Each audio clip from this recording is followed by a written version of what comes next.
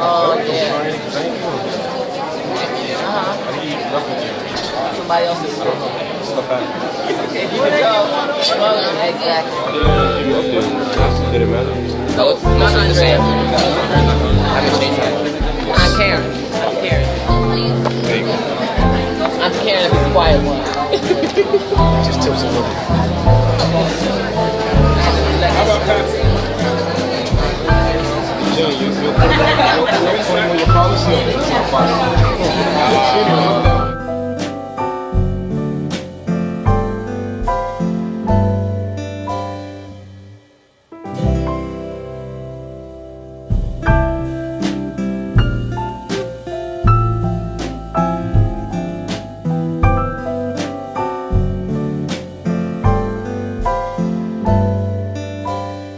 If you're ready and you know it, clap your hands.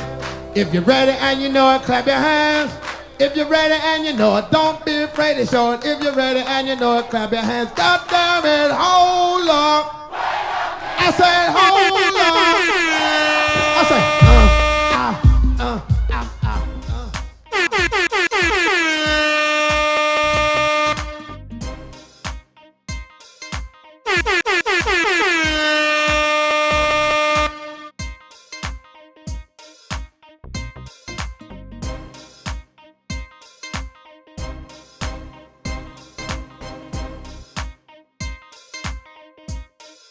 Hey, New York City, Connecticut, Philadelphia. Now I'm in Newark, New Jersey.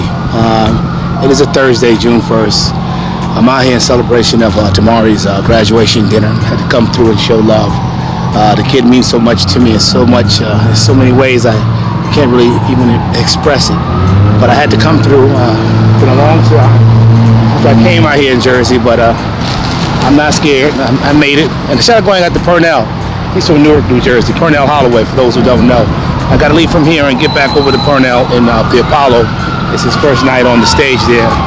Over 20 some years to get on stage, but going through to support him, and of course I had to come out and support my SON. So tomorrow your dad loves you, and hopefully you love me back.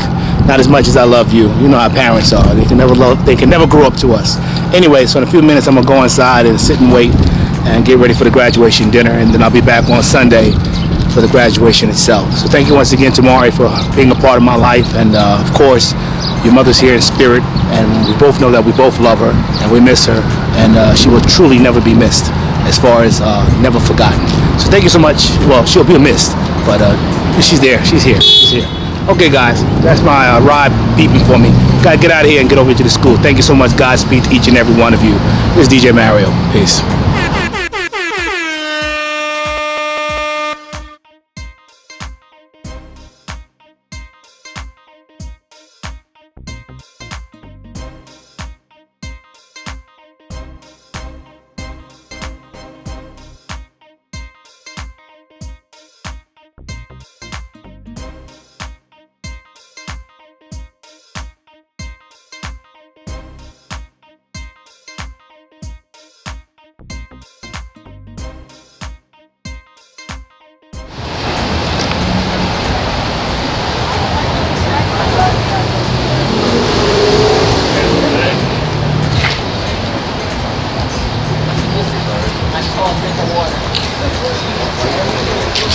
And how you feel about your great day? I'm good.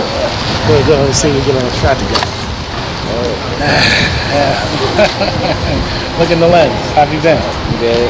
You excited about today? Yeah. Anything different? Nice. Anything you want to say to America? What you? I'm a graduate. That's it. Yeah. What else is going on? How's your day? What you do today? Sit in the auditorium for like 5 hours. That's about it. So when you look back on everything you've been through, what do you think has been the hardest part? Being away from New York for a minute. Okay. So you like the hustle and the bustle? Yeah, a bit. And so far, I know you have more words to describe yourself. Pick one word to describe yourself. One word. Graduate. Come on. About it. Something a little more personal than that, man. You know you're an achiever. I'm not gonna give you the word to say. You know you gotta pick another word besides that. I'm gonna say black, but one word. Because when you look back on this 10 years from now, you're gonna ask yourself, what word do you still believe in that same one word? One word. I got him on the spot in New York City. Intelligent. Intelligent? Intelligent. Intelligent. Okay, all right, I'm gonna let you get back to what you were doing. There you have it, boy. Man, apple don't fall too far from the tree. So much hard work, but if there's no struggle, there's no progress. This line right here, we're about to get inside and see what this thing is all about. Thank you once again, and shout out to all the graduates out there, all the parents, all the friends of the parents striving to make everything good for the kids out there who sometimes can't see the forest before the trees, but we got to make sure we extend ourselves because someone helped us to get where we're at, and that's what we're supposed to do. We're supposed to pay it forward. All right, thank you guys. Peace.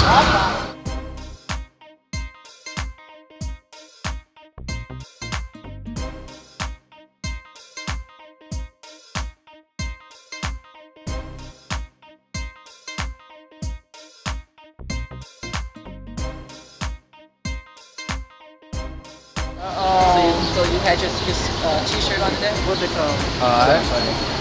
What's that should have gotten? It's like King. What is it called? Yeah, you got a bubble.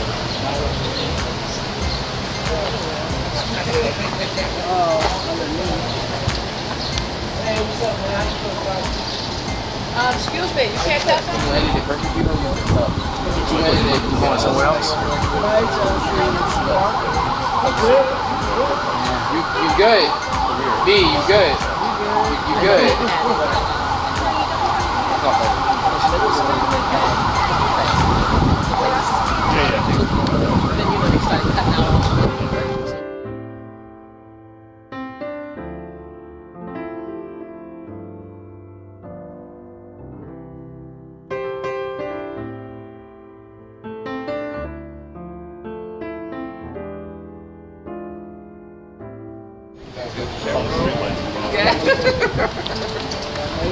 How's everybody?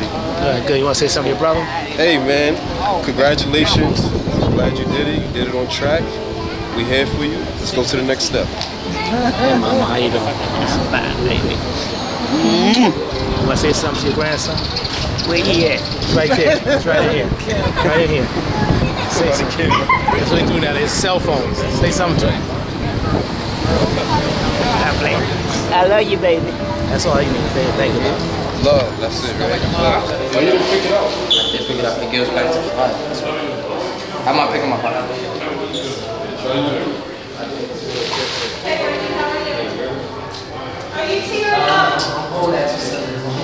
I didn't know this place was. I didn't know the place was in your school. When you take me there, close something.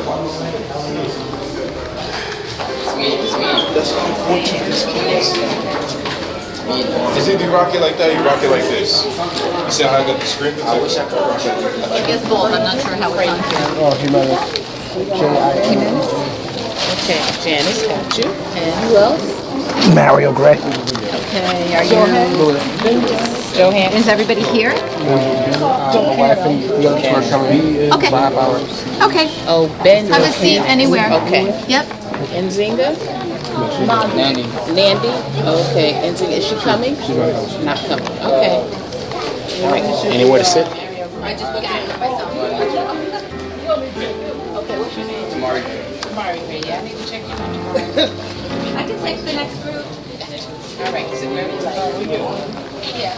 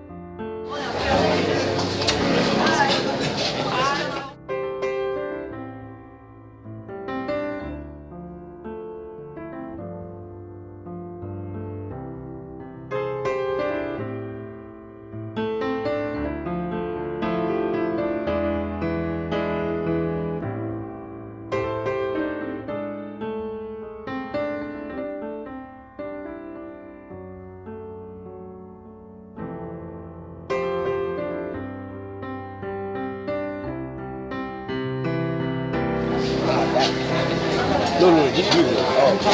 Yeah, see, by yourself. Not your whole team.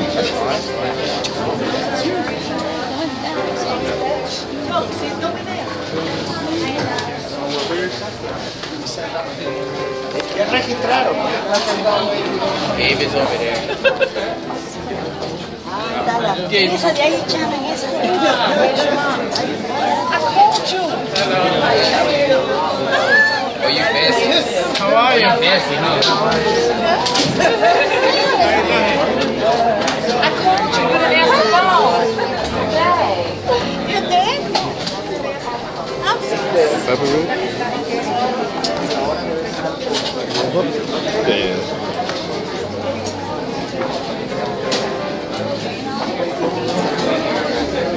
Keepsakes. And since I moved, I don't know what it is. It's packed away. It's gonna chop it up real nice for you. So I want y'all scream, that's my baby when I get my diploma. I want y'all say that. got blowing whistles.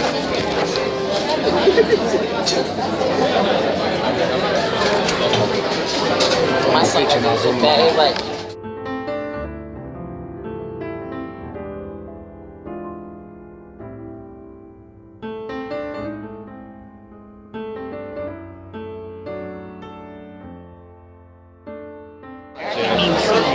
You can't even see that. I got pictures on the spot. Yeah, I got pictures on the spot. She said, ooh. I had that picture posted somewhere. I got pictures on the I spot. had that picture posted You somewhere. know what? I know. Hold him like a fish, huh? Don't show that to nobody. I even got you. We can go square up outside. I got pictures on the spot. But what is you doing? I got pictures on the spot everywhere. Don't do it. I done been through photo wars. That's the only thing. I've been through photo wars. Picture. Why you trying to I'm not on here. You not in here? And not even there. No, that's Jan. That's Jan in the cut. That's Jan. You see? Nice shit on the side. Why you trying to expose? I'm just prepared. I'm not exposing. That's your dad too, young Rockefeller. He's coming clear. Yeah. Yeah, the book, we got the picture. Hold the picture up. So I can get it. Oh, no one? One in the book. One in the book. Oh, what happened? What? Oh, yo, no, hold it up. See, we gotta go find it. You gotta find it out. It's somewhere back here. See, they found it. That's the seniors. Yeah, it's probably somewhere.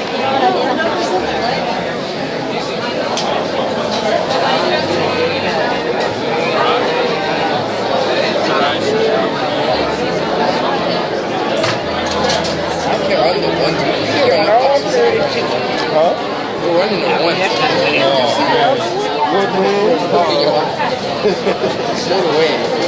On site. We want these hands on the young man. You don't get a choice. We want the hands. You don't got a choice. This is right here. Over here.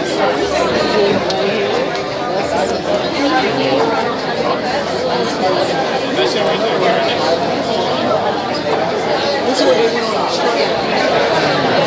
Out the woods. You keep them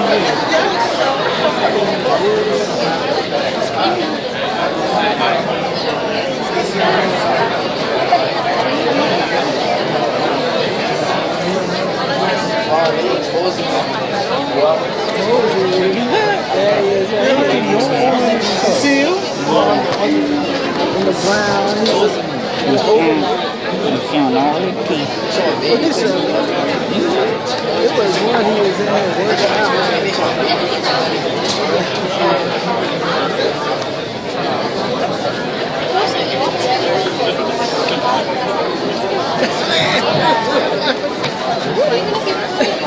You know what?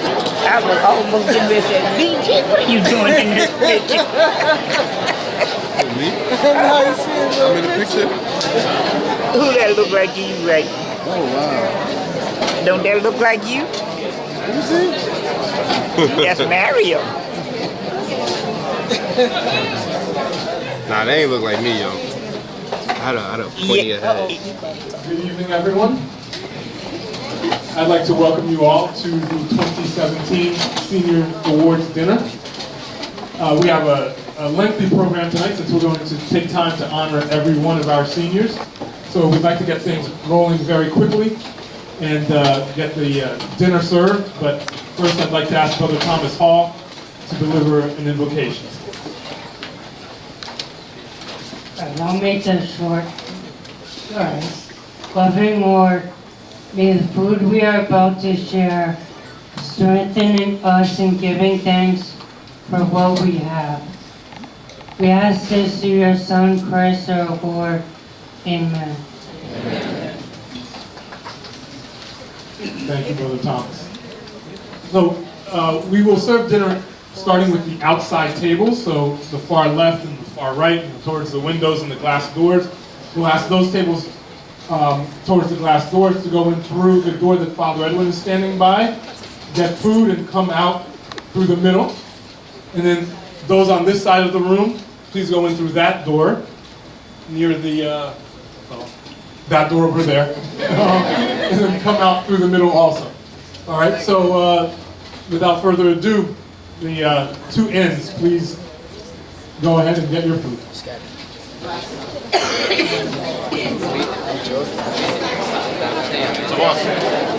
Javon. This is Joe. I didn't hear. Javon. Is it over here? Is it over here? I'm fixing my things. Yeah. Fixing your things. Alright. Fixing my thing.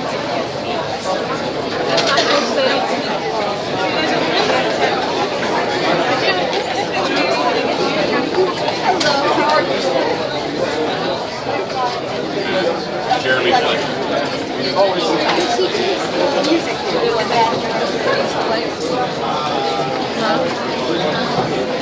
Monday. Sunday's the week. Huh? Oh.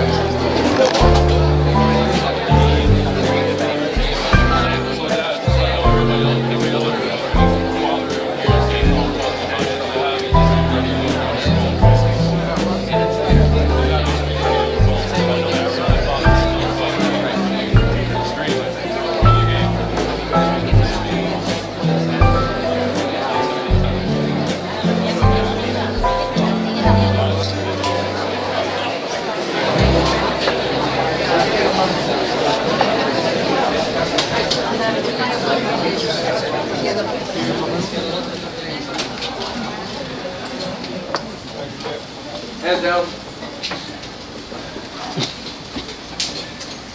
Thank you, Dalen. Thank you.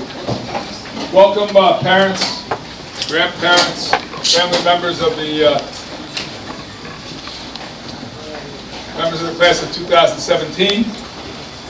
This night has been set aside each year for probably since 1944, when only people like Dr. Sterner were on the faculty back then.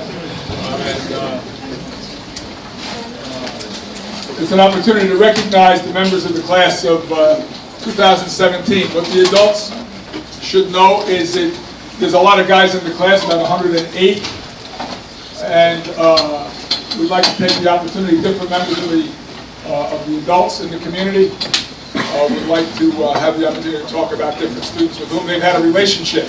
So it takes a while, but when you pick up the newspaper, watch the TV, or look on your phone and catch all the news that's going on, what people like to put out there about young people. So we take an evening, it takes a few hours to go through positive things, mostly positive, not all, mostly positive things about a bunch of teenagers, especially teenage guys. It's all right to spend the night that way, I think. So if it takes a while, that's all right, and we're happy to be able to do it. I hope you're happy to be able to be here and to celebrate the accomplishments, not just of your son or your grandson, but of all the guys in the class of 2017.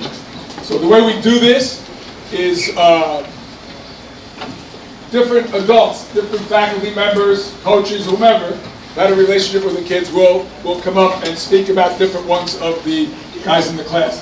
The There may be some stories told that the kid didn't know we knew. There may be some stories told that the kid didn't think you knew, but we did. So just be prepared for that. Some famous stories that everybody knew about that weren't good ones. They may or may not get told. It depends on the individual who's doing it. So again, thank you for being here. I hope it's fun for you. I hope you enjoy the night. This is just the beginning of what leads through the weekend to graduate commencement exercises on Sunday afternoon and evening. Okay? So, having said that, Mr. John Baptiste, who's been the person with his colleague, Suzanne, where's Suzanne? That Mr. John Baptiste, Didier and Suzanne have been the ones who have shepherded these guys through the process of applying to college and had a large influence on the places that they've chosen and where they're going. There's a matriculation list available if you want to see where the guys are going to school. It may be mentioned by some adults tonight as well. But so we want to thank Didier and Suzanne for their unbelievable efforts for these.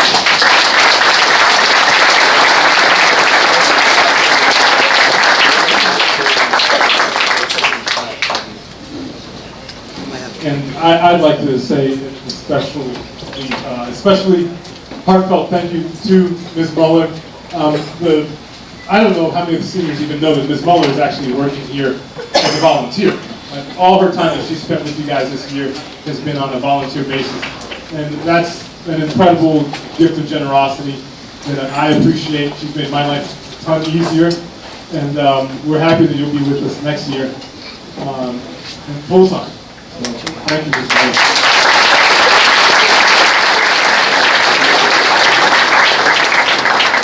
I think we're ready to start it. Ms. Porto is the first person up. All right, where is Abdul Adeniji? Come on down. So Abdul, you're going to come get your mug and stand here and let me speak nice things about you. So I'll start while Abdul's moving up. Abdul and I got to know each other far before I had him in class, his UG2 year. He's got this personality. He's very vivacious and outgoing and sparkling and all these great things. You get one of those.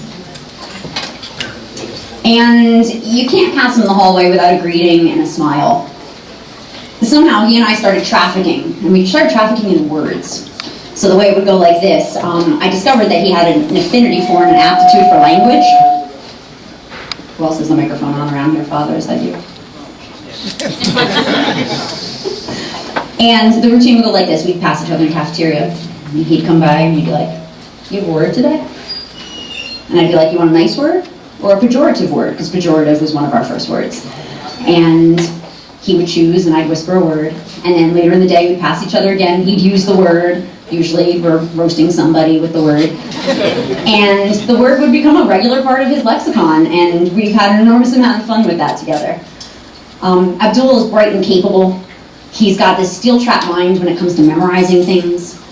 And he approaches his tasks with this verve, whether they're big or small tasks.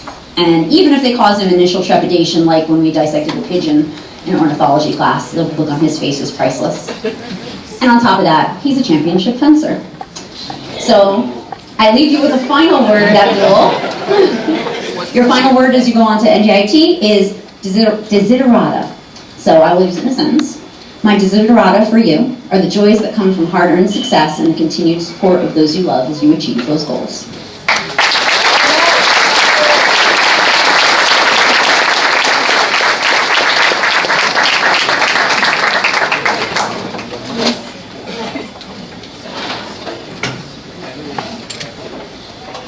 I think you got me 2 in a row.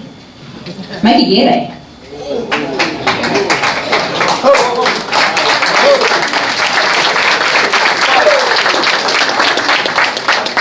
I knew Mike's reputation as a good student before I had him in class at all, but I really didn't know the depths of his talents until I got to work with him. He's a quick study, and he's an incisive questioner, not only just of me, but of his classmates. And for instance, all his questions of and arguments with Paul Miranda in environmental science class not only serve to amuse those of us around them, but also actually really improve the quality of their work. Mike has really great habits of a student. He's organized, he takes pride in his work, and he's never less than completely serious about meeting expectations. So Mike's a veteran worker in the 520 Corporation. That's the student corporation that takes care of the property. And I've gotten to know a lot of the workers over the years. My office is right outside the CAF.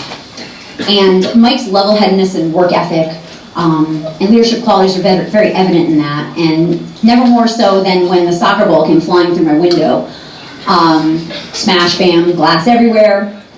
Mike walks in, he looks around, surveys the situation, immediately starts saying, you go get the broom, you go get this, you get this. Never a ruffled feather on him. He immediately mobilized everybody to do what they had to do to make the area safe and clean.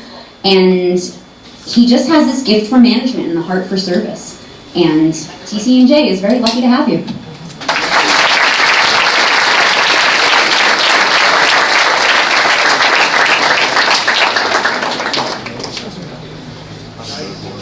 Hi, good evening.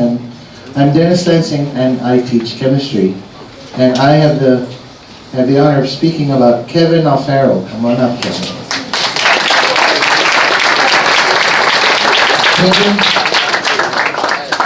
Kevin was not a freshman here, but transferred in and very quickly became part of the St. Benedict's community. And our group, Father Dunstan, has benefited greatly from him being with us because all the members very unanimously selected him to be our group leader for the year. He's been contributing a lot, starting with the jazz band. He's been the foundation of the rhythm section, very talented drummer. I've never actually had you in class. It's very odd. And the other thing that he's been able to contribute toward is the rowing team. We're going to miss you a lot. We wish you would stay, but Rutgers Newark is going to be so lucky to have you. Thank you for staying.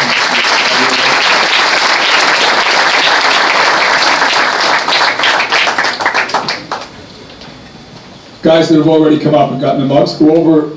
Where's Abdullah? The basketball court. Where is it? Again, basketball. You got to stand over here. No chairs. Everything she said about you, we're taking back. The idea is, you guys stand there, and then the whole class will be here by the time we get to the last guy, so everybody can recognize the class of 2017. So start by the seal. Look, they're already going in the wrong direction. This is what I had to put up with all day. Stand by the seal. I said stand by the seal to Abdul. He was looking for the animal.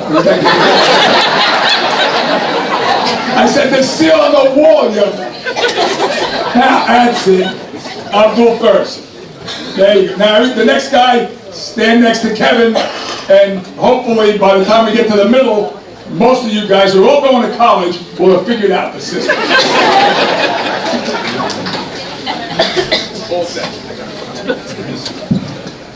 All right, I have the pleasure of introducing Rich Araujo.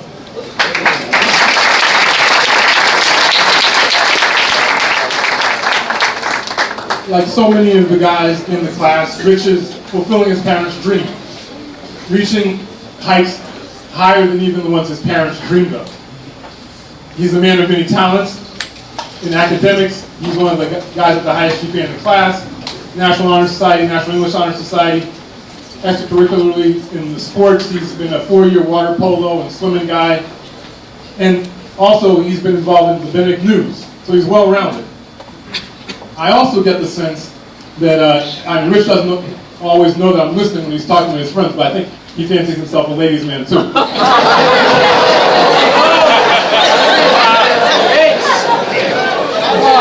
But seriously, Rich has done a great job of being a diligent student while also having a good time. I enjoy seeing him, although he works really hard, I enjoy seeing him kidding around with guys like Osman and Obed. He knows how to let his hair down, which is going to be important when he goes to Bowdoin. Bowdoin's going to be a stressful place. You're going to have to work hard, have to be diligent all the time, but you also have to know when to let some pressure off. And I think Rich does a great job of being a hard worker, but also knowing how to have some fun. So, Rich, hope you take your seriousness to another level in Bowdoin and enjoy the same success there as you did here.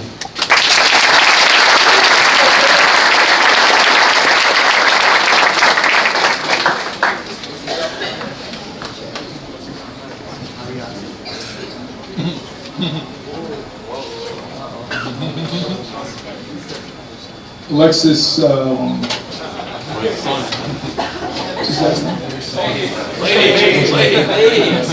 Alexis Ariaza. This is Alexis. So in 1982, one of the freshmen broke his leg, badly pinned between two cars, and because of a person. I almost said a woman. It was a woman, but you would have misunderstood it. Stepped on the accelerator instead of on the gas, not surprisingly, and pinned this kid between two cars, broke his leg almost off, and he was in the hospital, and I didn't know it. And his mother complained. His mother works here now for the last 30 years with us, but called complaining, "I thought you cared about kids. Nobody's going to see my son," so I went to see him. And that led to about seeing him every day for the next 4 years, and in effect, being allowed to have a hand in raising him and functioning in a different role than just the headmaster for him. I swore after that, because he damn near killed me with the stupidities that he got involved in. You know what parents have to deal with when guys get to be seniors, right? And after he graduated, I said, I'll never do that again. I'll never create that kind of a relationship, allow that kind of a relationship to happen with a student. I did pretty good for 30 years until this year. And Alexis wound up coming into my life in a kind of a strange way because of circumstances, and he's allowed me to be part of his life in a different way than just a headmaster, and I'm grateful for that. He was the section leader for the white section, perhaps the most difficult section in the school, a member of our crew team, and is going to Rutgers in Newark next year with a whole bunch of his classmates that are going there. And I'm grateful for all of what you guys joke about all the time. And so is the faculty, by the way, about who he is in relation to me. I'm happy about it, I'm proud about it, and I'm proud of him. Alexis Ariaza.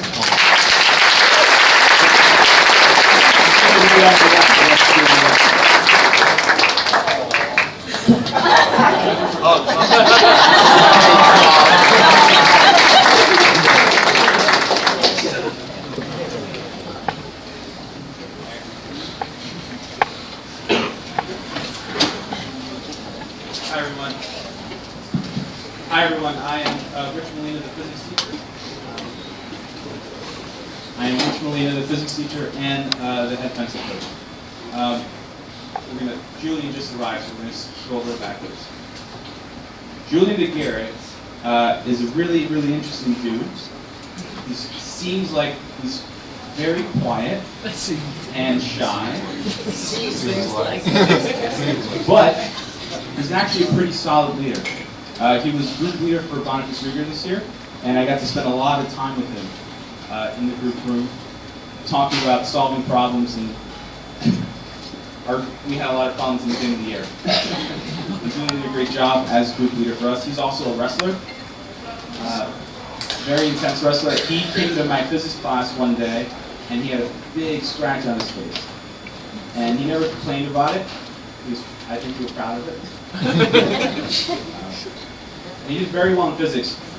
Wrestling season in the winter is very difficult because you're in the middle of a really difficult semester. You've been in school for 6 months or so, and you're in the worst part of your season. You're stressed out. You're tired. If you're a wrestler, you're hungry constantly. And Julian's grade slipped, but right as the season ended, he ramped up and he ended up with a really good grade in class. He's a solid academic kid as well, and he's going to do very well when he goes to Rutgers North.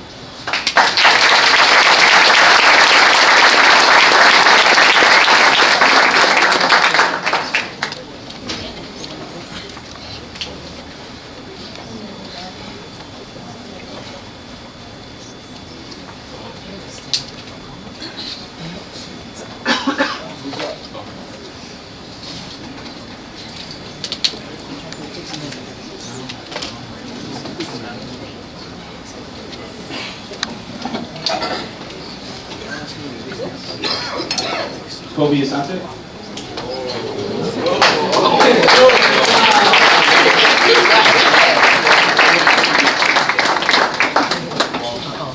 So, Kobe and I have an interesting relationship.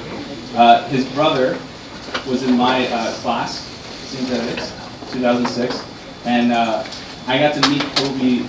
I got to know Kobe really well last year during the cooking class.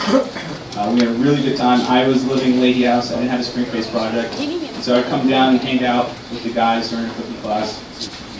And it was really interesting for me to get to know somebody who was, I mean, he's similar to Kojo, but he's entirely his own person, and very quickly realized how smart he is, how kind he is, how funny he is, and in physics class he made sure to also show me how annoying he was. But we had a really good time in physics class together, kept me honest, and I'm glad that I got to know both you and your brother over the years, and I wish you so much luck as you go on to NJIT. Congratulations.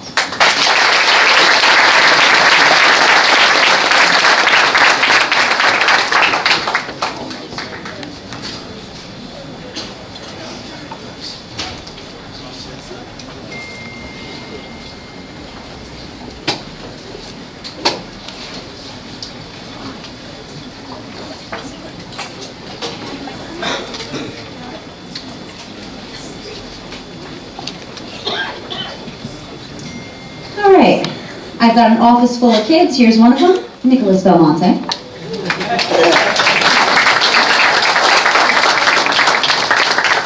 So I'll tell you about how Nick and I first really met. He comes walking into my office and plunks himself down in the chair across from me, and he's like, I'm signed up for your environmental science class, and blah, blah, blah, blah, blah. And I'm just like, this kid's sucking up, and he hasn't even walked in the room. I threw him out of my office. But then I realized, after getting to know him, he's just that guy. He's super friendly and outgoing, and he's kind of unafraid to put himself out there, whether it's just walking in and talking to somebody new, or he's also the guy that asks the question that everybody else wants to know, but they're too afraid to ask, and Nick just comes out and he does it. That's who he is. He also has this really irrepressible smile. It's always on. It doesn't necessarily mean he's up to mischief, but it's always on. And he creates fun for himself. In environmental science, we had these weekly vocab quizzes, and he managed to correctly weave George Michael lyrics into the week's vocabulary and get everything right. So it was entertaining for me. And he's that way. He creates this atmosphere of fun around himself. But you should also know, Nick is an incredibly hard worker, and that's in the classroom, that's in the CrossFit box, that's in the shell rowing. And there's something, he attacks challenges head on. He doesn't back down from things. And that's a great example to me on the days where I want to hide under my desk. The one thing I was worried about you, going to college next year at Rider, I was worried about your sugar intake.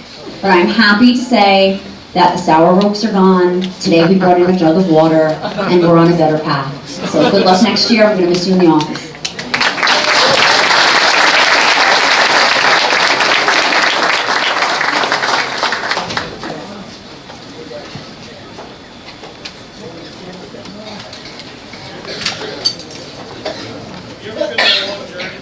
Turn the mic on.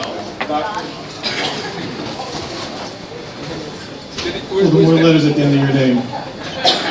Have you ever been on a long journey and you were wishing that it was going to end? We're here tonight. Oh my God. Sadie Beckles.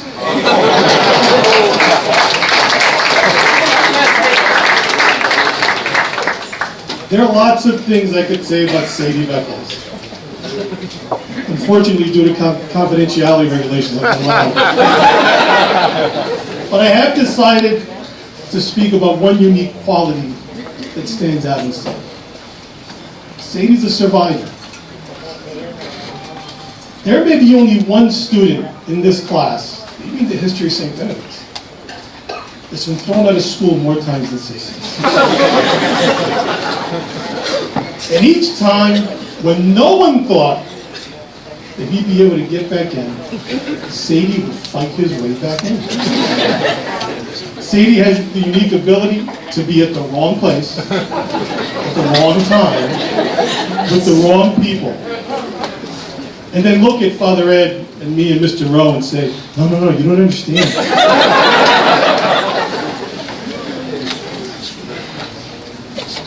That's what he's been telling us for 4 years. However, while others in the same situation ended up leaving St. Benedict's, Sadie was able to bite the bullet and do what he had to do to stay. And this tells me that in the end, Sadie knows what's good for him. My hope for Sadie is that next year, he can avoid these people that get him into these situations. And that he grows into the man that we're all hoping and praying that he's going to turn into. I'm proud of his commitment and his willingness to listen. Sadie will be attending St. Vincent's College in the fall.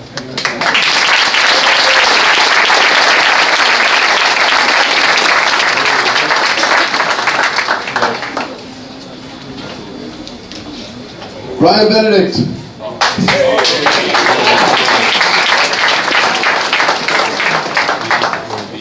Brian's one of our section leaders, one of the guys responsible for the everyday operation of the school. Last year, I had asked Brian if he would be part of the backpacking staff. Well, he asked if he could be part of the backpacking staff, and we were full. We didn't really have any spots left in the regular staff, and so I said, well, you know, I've wanted for a while somebody to take on kind of our public relations and media for backpacking. Can you do that? And he said, sure, I'll do that. And the first day of backpacking came around and he goes, I don't think I can do that job. Can I just be one of your adjutants? And the adjutants are my assistants in the trail. And I never really answered his question. He just decided that was going to be his job the rest of the time.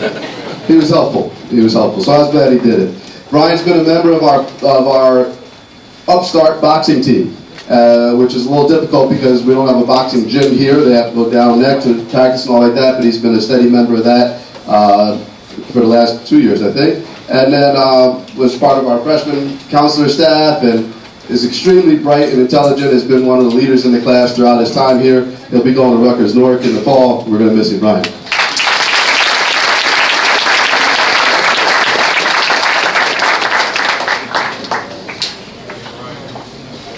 I'd like to introduce Francois Benoit to you.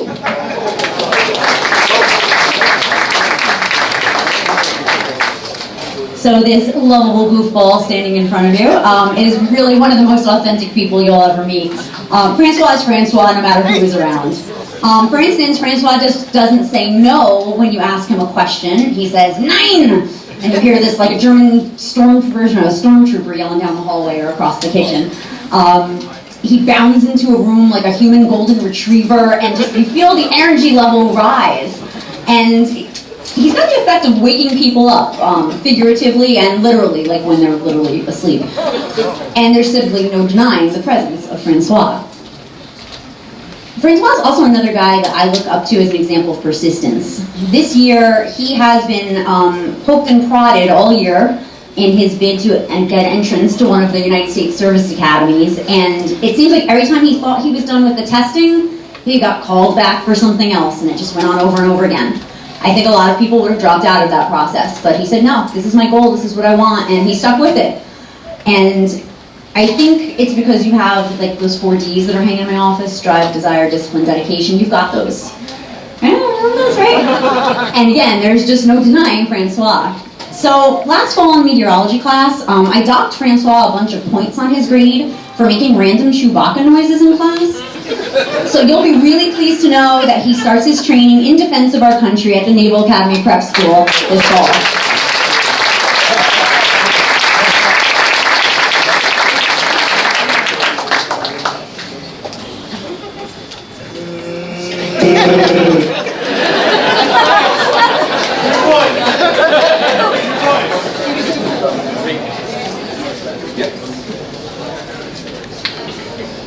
Good evening.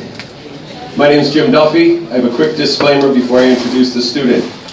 This class has the distinction of being the last class I taught world history to as freshmen, and then I saw them again when they were in the upper division. So a number of the guys that I get to introduce, I met them either in class or I met them when they were in academic trouble. Now with that intro, I get to introduce Alex Ben.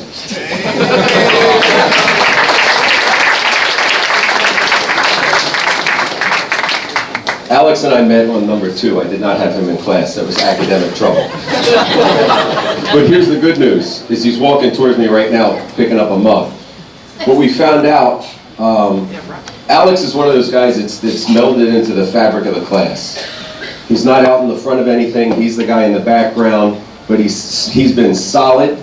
Once we got through that first bump in the road there, he's been solid, and not only here, but getting to know him and knowing more about his family and the struggles that he's had at home with illnesses, particularly with his mom, and how much he's been a help there. Alex has been that guy in the background of this class who just keeps plugging along, and he's there every day doing what he's supposed to do. So I'm glad we got to meet in the down, because then I got to see him really excel, and he gets to continue that next year at Caldwell College.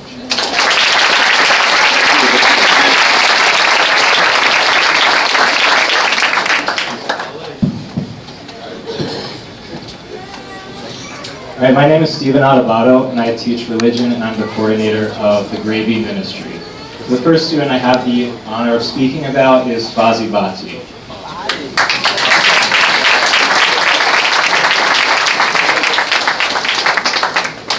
Okay, so I first met Fazi about 2 years ago in my world religions class. It was my first time teaching a summer-based course, first time teaching world religions.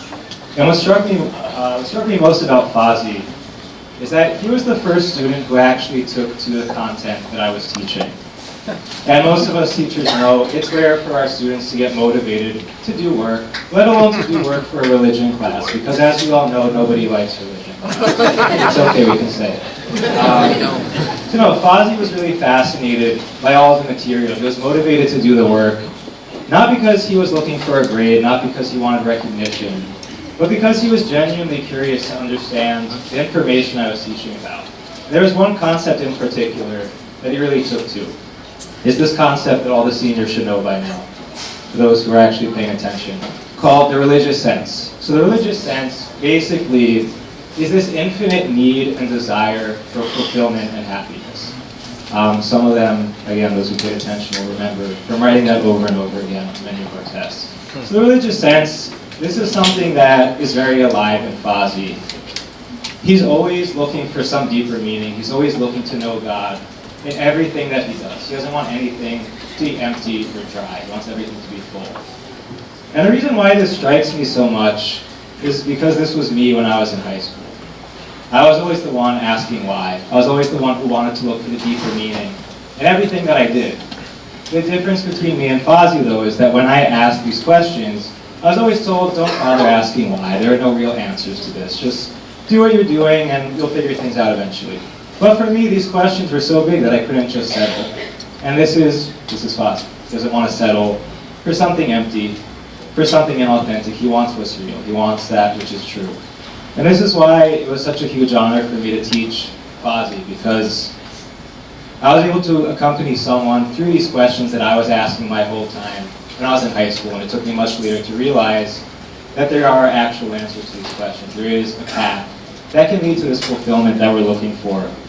And this is one of the gifts that I always point out to our students. This is one of the gifts of getting to go to a Catholic school, where we're free to ask these questions. We're free to search. We don't have to silence that question, why?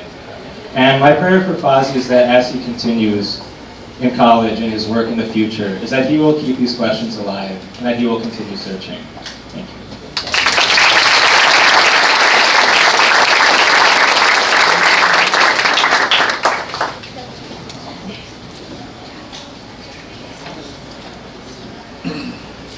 The next senior is Nico Black.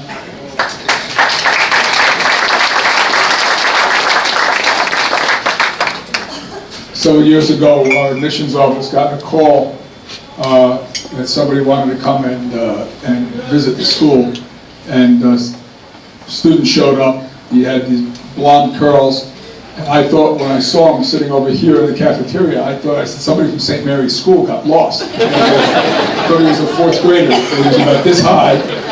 And so I asked him a couple of questions, and I said, what are you doing? He said, oh, I'm here to look at St. Benedict's. Well, I said, well, where are you from? He said, Barbados. Barbados. How'd you get here from Barbados? So this guy is a soccer fanatic, wanted to come here because he knows our prowess in soccer, and actually came. And you can see he's no longer, looks like he's in 4th grade, looks like he's in 6th. But here's the important thing about Nico that I can say.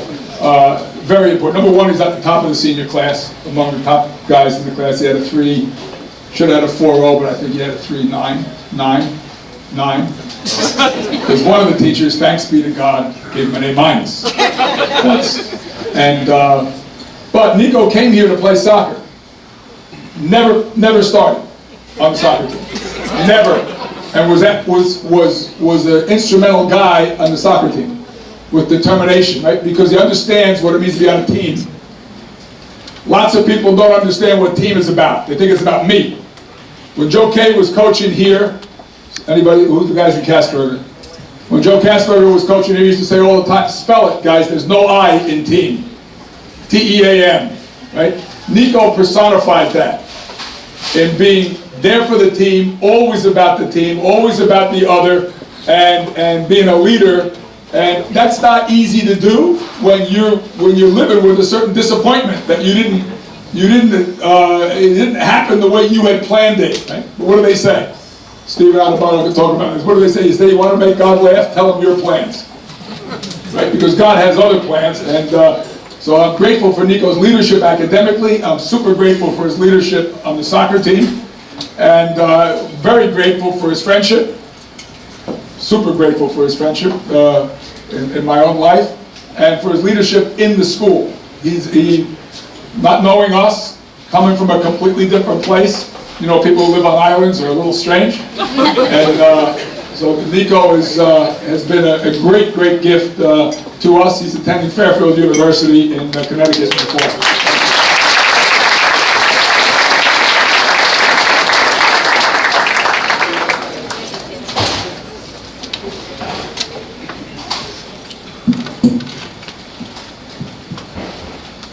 Will Bravo.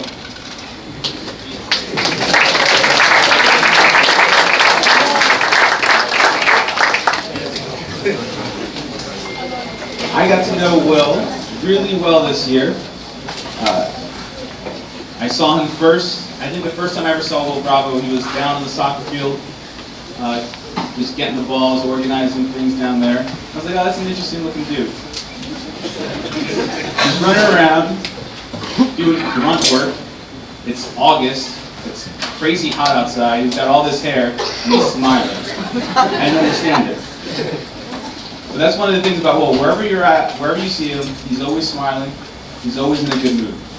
And when I had him in class, it was always the same. Even when I said there was a quiz the next day, he's still smiling on his face. This year, this was my second year being head fencing coach. And one thing we did not get right my first year was having a great managing staff. Just there's a lot of equipment to take care of. There's a lot of organization stuff. There's a lot of cleaning that needs to happen. Just a lot of work. This year we had a great manager, Nick Valentine, who's in this class, and we'll talk about later. But Will Bravo was still managing for Cedar Stars, Will? You're doing stuff for Cedar Stars just for fun. Just for fun, he's helping the guys who were playing Cedar Stars after season is over. And so he's down in the field house, and I'm like, well, what are you doing down here? He's like, hey, can I take your keys to go to I'm gonna wash some things for the guys. I was like, oh yeah, go ahead. And then somehow that led to him being a fencing manager with us, an assistant fencing manager. That he's that guy. He will help out whenever there's help or whenever you need it. He will just be there for you. When you didn't even know you needed him, he shows up. And well, I was so glad to meet you. You were so helpful to the team. You were so supportive to the guys. Thank you for that. And I wish you luck as you go to Rutgers Dork.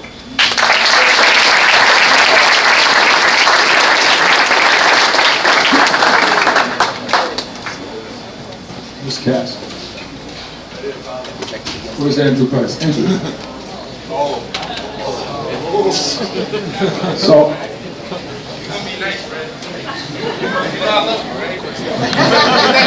none of that will work. None of that will work. So many of you know Andrew Rice from 60 Minutes. You saw him dancing, you saw him in the swimming pool, you saw him answer questions for Scott Pelley, doing well of which he was relatively controlled and calm, but he's not that way in school. And the parents don't know this, but we meet every day. The entire school community meets every day in convocation. And convo is always an interesting experience, but it's way better an experience in those years when you have someone who's willing to be the first violinist. So Dr. Fletcher can tell you the first violinist is the concert master, the one that everybody in the orchestra pays attention to. They get their instruments tuned with, and all of that. That's the first violinist's responsibility. And so that the conductor of the orchestra, that's me, relates to the first violinist. So Andrew has been the first violinist this year, and you don't have one every year in school. They just happen. They just happen. And when we used to have convocation years ago, convocation used to be right here in this room. Cass, do you remember that? So we used to have, the whole school used to fit right in this little space. It didn't look like this at the time. It was renovated by Mr. Cawley in 2000. And I remember one day I went off on this rant about one thing or another, and which I rarely do, but this day I did. And at the end of the rant, Willie Barnes Hawkins, who was in Prof Blood, sitting over on the side, went like he said, "Oh yeah," just like that. And of course everybody went out of their mind. So, and there's been periodically a first violinist. Andrew's the first violinist this year. I'll give you an example. Early in the school year, very early in the school year, convo wasn't running the way it was supposed to run, and I'm standing there waiting to see when is one of these guys going to take charge of this whole thing and get it fixed. Nothing's happening. I'm waiting and waiting and waiting. So they finally get it organized. At the end, I get a chance to talk. So I get up and go on a rant. And when I go on these, the only thing that stops me is I have a pretty decent vocabulary, but I run out of pejorative words, nasty words, to call them all. And when I run out of words, I was taking a breath, and this is very first 4 days of school. This guy, he says, "New school year, same old Fred."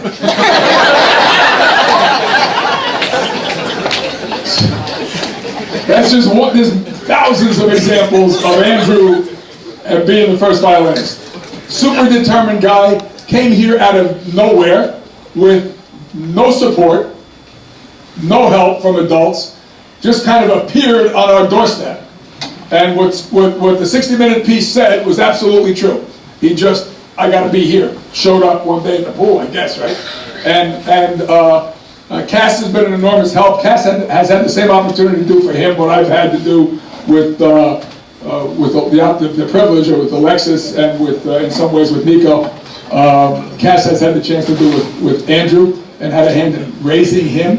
And Cass, this guy, super talented dancer, as you can see on the 60 Minutes piece. Our hope is that we can get him connected in New York to be able to continue dancing for a living. That's our hope, and his hope, I believe. And he's in the worst situation, even when he screws up completely, which happens 7 times a day. Facts. And you start screaming at him, and he laughs at you. He's sort of like laughing. So I mean, That's what I'm supposed to do. So, new school year, same old Fred. Andrew, thank you for everything.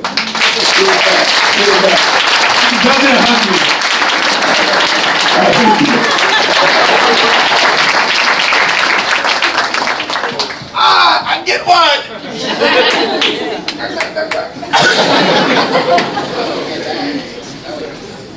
Go. Sit there. Don't get with the class. Over there. You.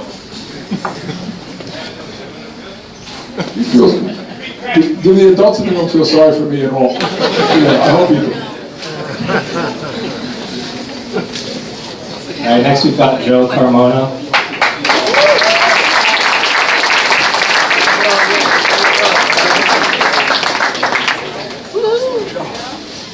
Okay, Joe. Very good. So, I met Joe during my first year teaching here 3 years ago. He was in my group, Father Eugene, which he's now the group leader of. But my relationship with Joe changed significantly when our senior religion class started. So, I'll always remember this one day Joe comes in and says, "This is my least favorite class to come to." Normally this is not something that you say to a teacher in front of their face, but being the bold young man that he is, he tells me that he hates my class. "Joe, why do you hate my class?" "Because your class makes me think," he says. "It makes me think too much, because you're always asking me why." So I'm known as the one who's always asking why. So I asked him, "Why is this such a problem? What's wrong with thinking? I mean, isn't what humans do?" He said, "I don't like asking these types of questions, the existential questions, as we call them, because I don't know the answers. They're not as easy to find the answers to as a math problem that I could look in a textbook, something about history, science, whatever it may be. No, because these force you to look inside of yourself, and then at some point to look outside of yourself, into something that's unknown to you at this point." And this made Joe extremely uncomfortable because, as many of us know, he's a straight A student. So if he doesn't know something, then this is a serious problem. But I started to see a change in Joe throughout the course of his senior year. Because at a certain point, he started to be the one who was always asking me why. He started to challenge me, and he kind of flipped the tables around. And I think the change in Joe happened because at a certain point he realized that he's accompanied by a community of people who take his life seriously and who care about helping him to find the answers. So when we ask these questions by ourselves, obviously it seems pretty impossible to understand what is the point of my life, why, what's the meaning. But when I'm accompanied by other people, that journey's not as difficult. And I start to find the answers through my relationships with the other people. And as all of us know, Joe really takes this community to heart. This school is everything for him. And Joe is going off to the U.S. Naval Academy. Let's have a round of applause for that.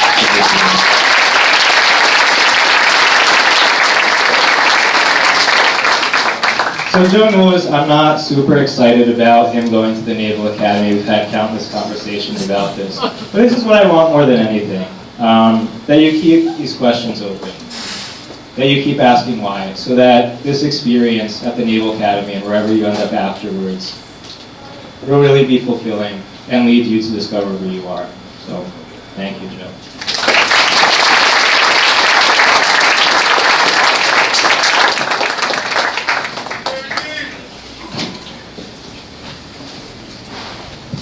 And next we have Adrian Ceballo. Adrian.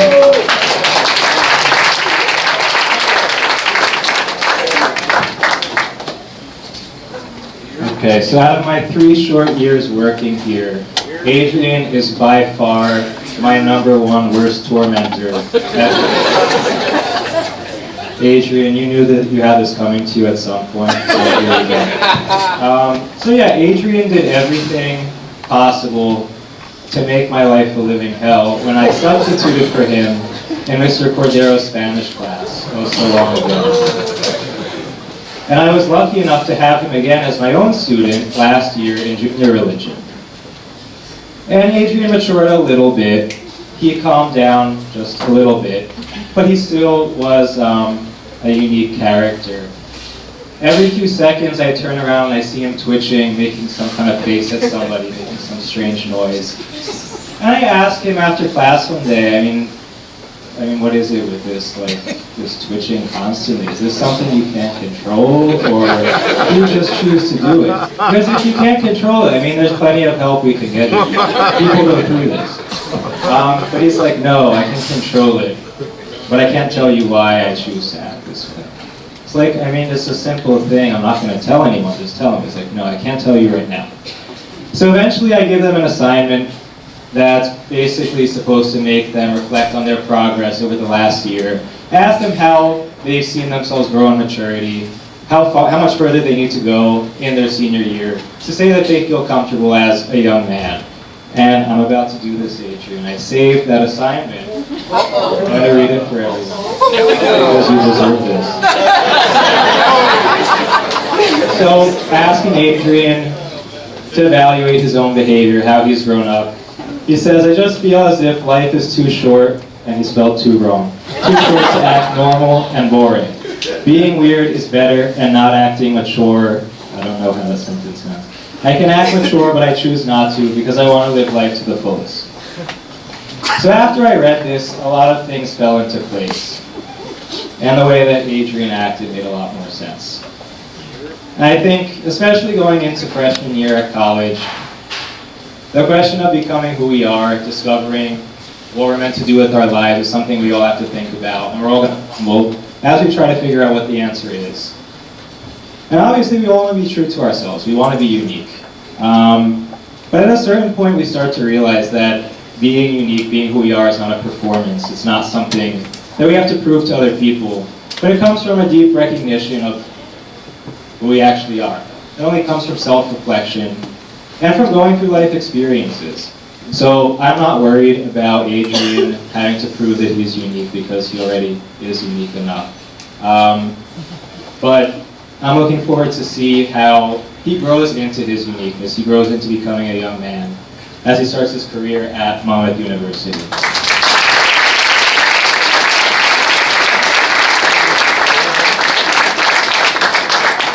I'm going to jump the line because Ronald Archer has arrived. Come on up.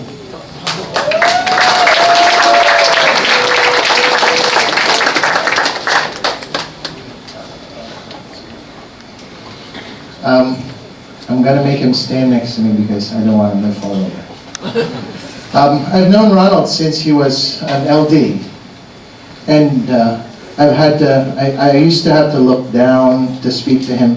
And I used to, until I couldn't stand it anymore, used to have lunch every day with the 7th and 8th graders. And Ronald's table was drove me away from that, unfortunately. He and his group in that table were very exuberant, and it flowed right into his time as a freshman, and eventually my student in the chemistry class, where he did very, very well, very meticulous in his work. During that time, and I've made sure I had his permission to be able to tell you this, Ronald developed a chronic condition, and he developed insulin-dependent diabetes. And he has been having to maintain his sugars with insulin shots for the remainder of the junior year and the rest of his senior year.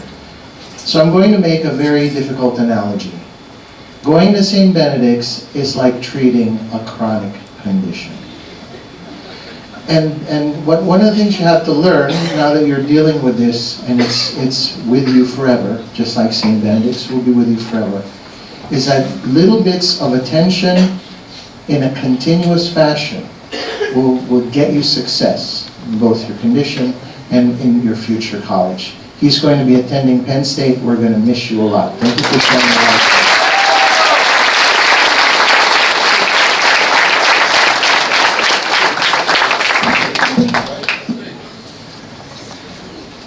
Eric Conklin.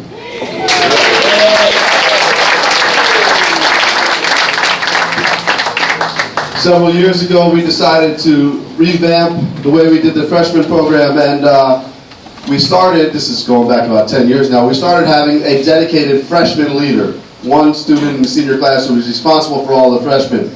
I believe this to be an extremely difficult position. Eric was that freshman leader this year, and he was directly responsible for the overall development of all the 9th graders, from the moment they walked in the door on Sunday, July, whatever, all the way up until tomorrow, quite frankly. And he has done a fantastic job with it. Eric carries, go ahead, that's all right.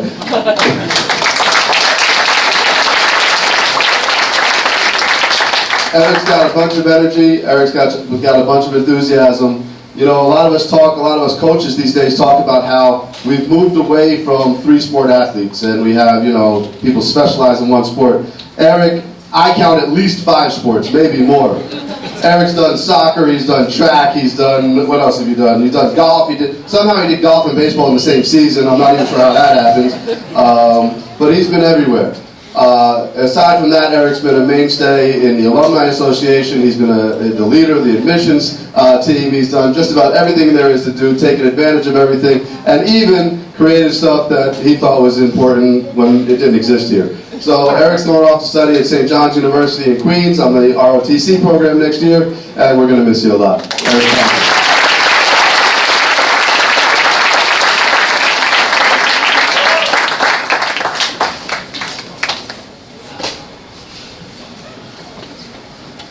Kendall Conti Saunders.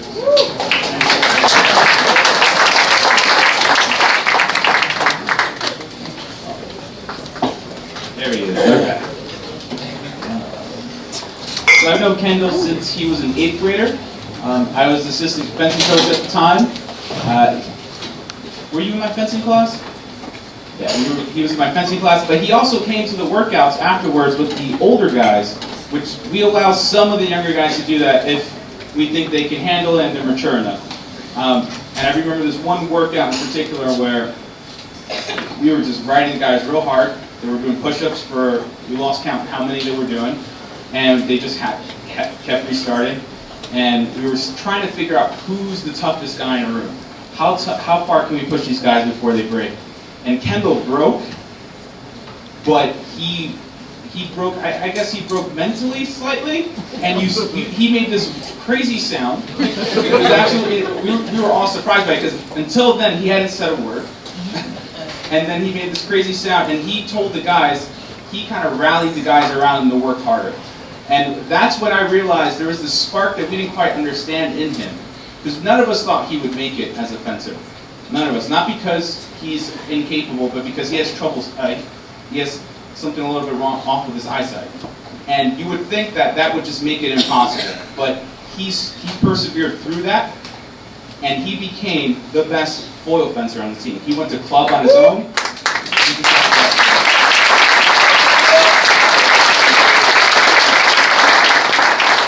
He'd come to school here, take a train after school to Jersey City, train, then go home, do homework, come back to school and do it all over again.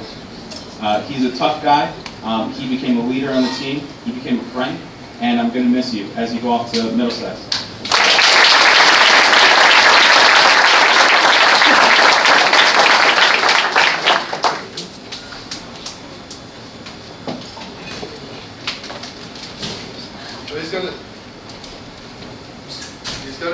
He's going to be mad at me for telling this story, but I never start talking about Darryl Corprew without telling this story.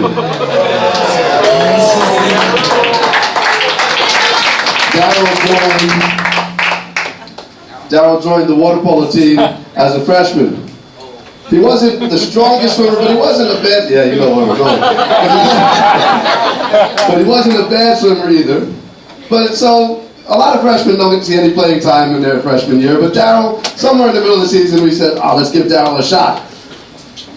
So Darryl gets in the game, and all of a sudden, Darryl looks up, and the ball lands in front of him. And he's excited, he got a steal. And Darryl swims as hard as he can with the ball, all the way down the pool, and he's wide open. The only problem is he was swimming at our goal. And we're all on the deck going, that way! He just kept swimming.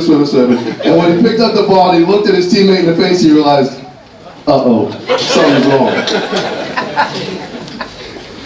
But that was the start of a great career for Darryl. Darryl's been a key component on the water polo team for his entire time here. He's been a swimmer for his entire time here, a leader on both of those teams.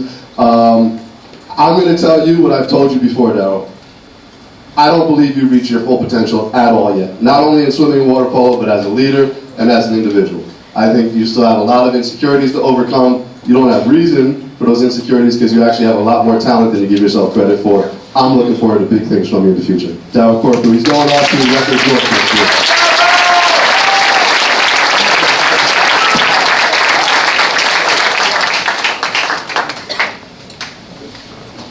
So there's a group of guys.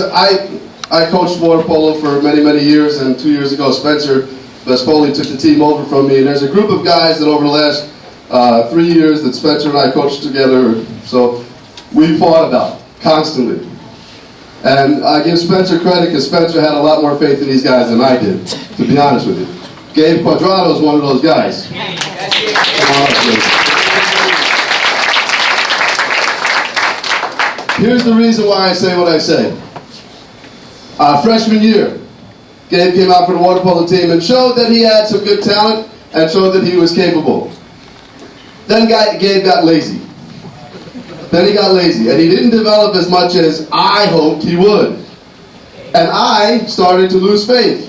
And I said, he's not going to do it. He's not going to do it. Spencer held up his faith. I'm telling you, Cass, he's got it. He's going to do it. He's going to do it. He's going to do it. All right, Spence, if you say so. And, you know, of course, I'm going to keep working with people. You know, I always hate to admit when I'm wrong, but I was wrong. Spencer was right. Gabe fought his way through, and yes, he had his lazy times, but other times he decided to push through. This is true not only in water polo, but in academics, but in every other aspect of the school. Gabe has shown that he is really capable, and as long as you don't get lazy, I know that you're headed for great things as well. Gabe Quadrado is headed to Kane University in the fall.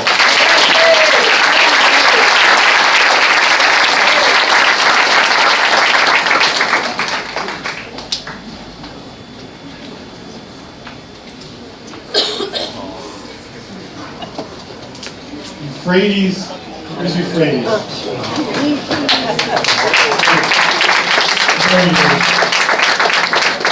What an experience it's been to have Euphrates here for the past 6 years as he slowly makes his way up to become his mother.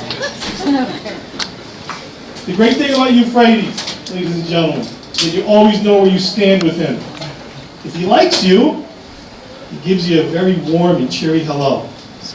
But if he really likes you, he runs up on you, and he gives you this giant hug, and it feels like you've been hugged by one of those happy faces I have on myself in my office. There's no middle ground with him. He either loves you, or he really loves you. Euphrates is a young man with a great heart and a tremendous capacity to care for others. Many students have found their way to my office because of Euphrates. Euphrates cares deeply about his community, and for that I'll always be eternally grateful to him. Euphrates will be attending Wake Technical Community College. Congratulations.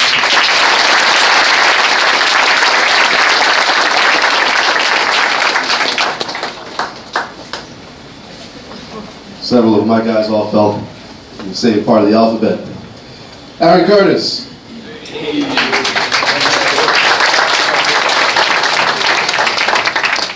With all the things that we do with our freshmen to get them ready for St. Benedict's, transferring into St. Benedict's is not easy to do.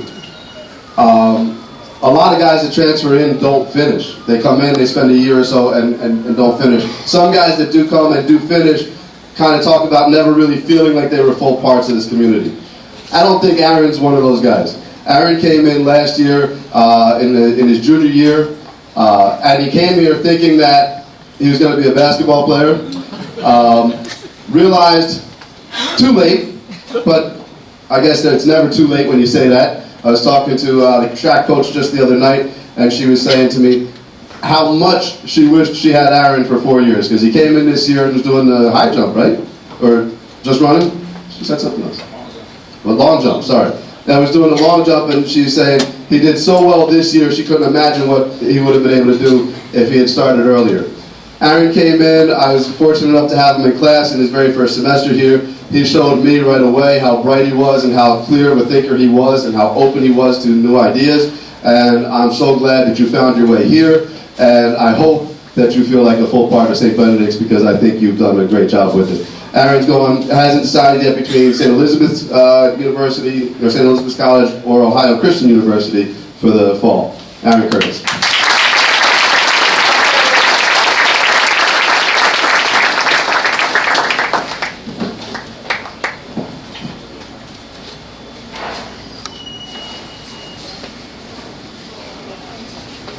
Hi, how are you? My name is Dr. Chuck Schnabel, and I would like to speak to Ricky Day for a second. Little boy.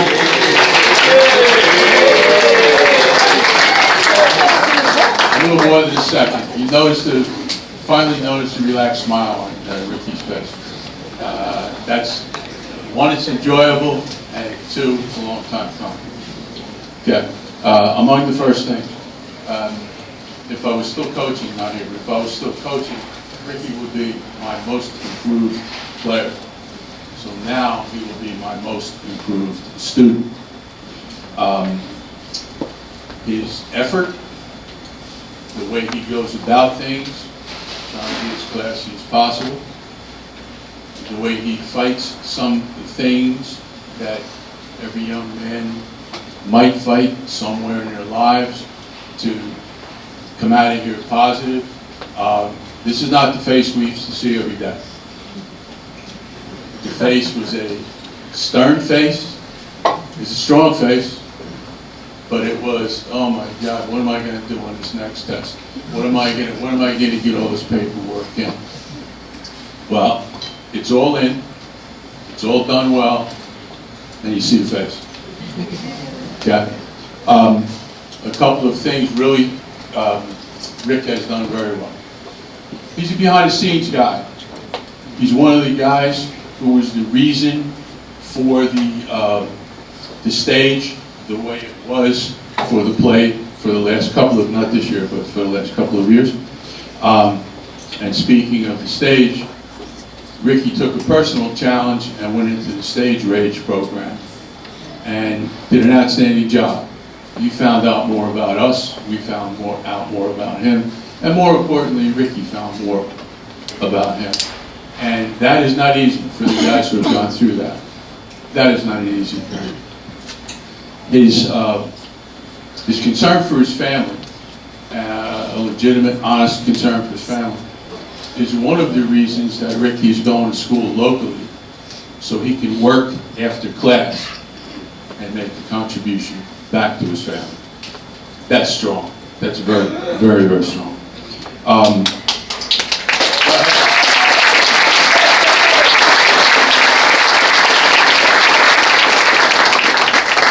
You deserve it, man. One of the things that we will miss is Rick coming into the counseling center with that other face, and we just say, what is it today? Sit down, and Ricky figured it out. We'll push him. Ricky figured it out. He is, as we said, one of our most improved guys here. He hasn't finished doing that, but in the process, in addition to growing about 7 feet in about 2.5 years, Ricky's growing inside too, and he's strong. He's going to be important. Thank you very much.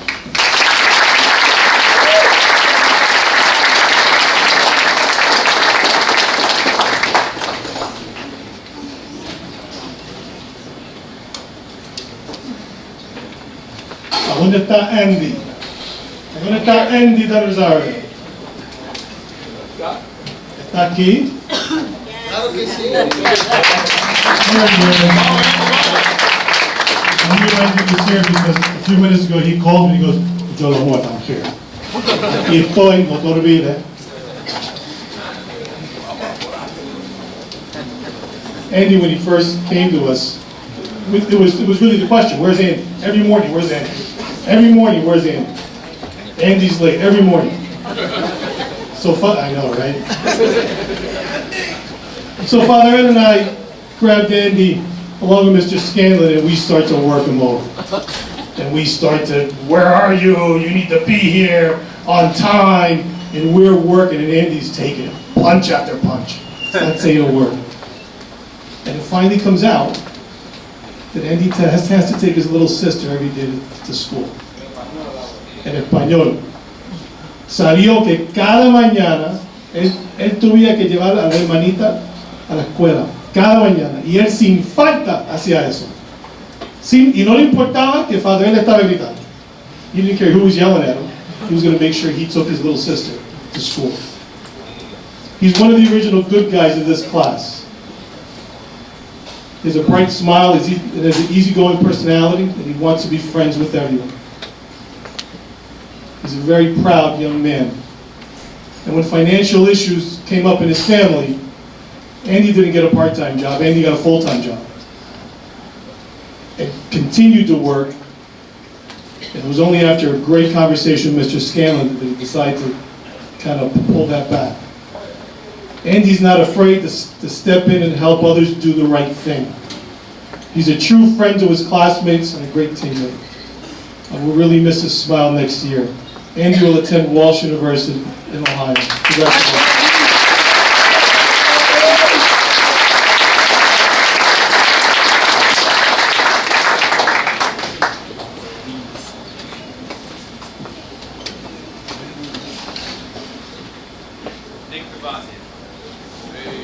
Nick Devontae.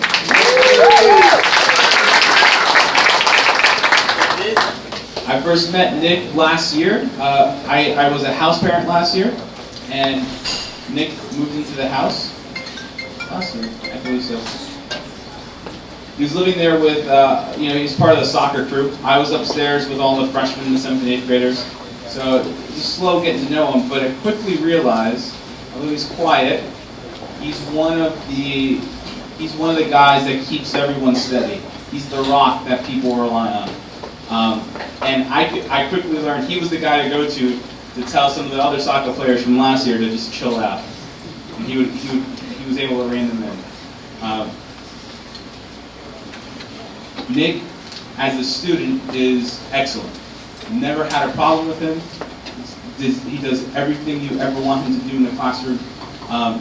And I know that you're not playing Div 1, but you're playing Div 3, you're playing soccer, you're going to be going to a great school. And I know that St. John's, Minnesota is so incredibly lucky to have you. And I wish you all the luck in the world.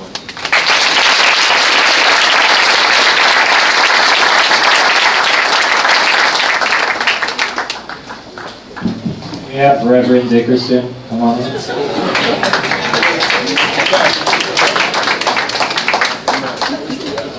Okay, so Reverend Justin Dickerson isn't actually a reverend, but we call him that.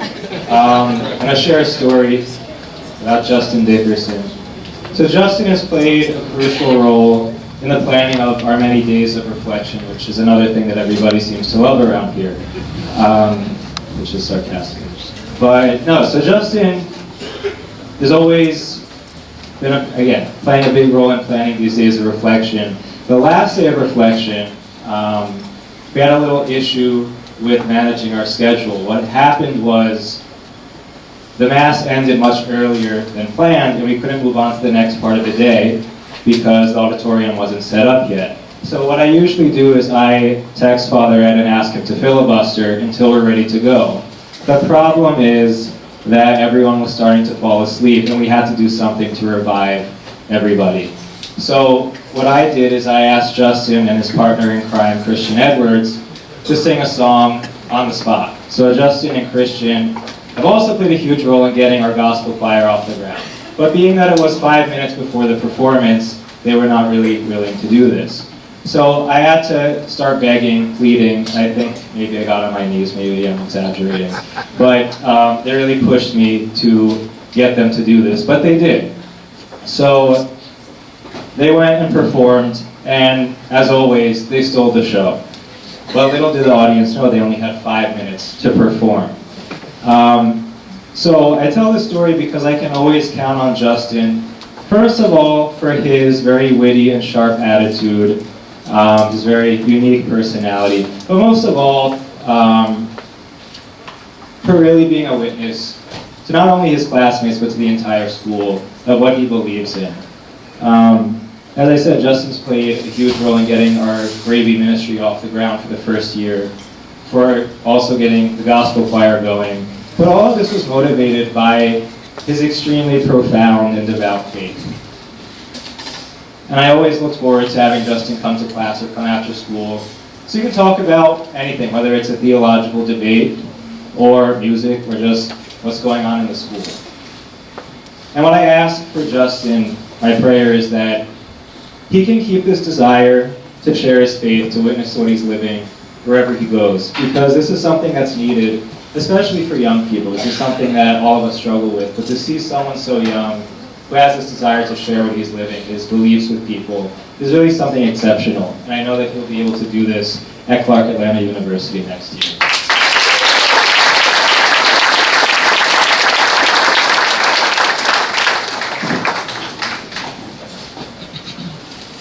And what do you know, we have Christian Edwards next.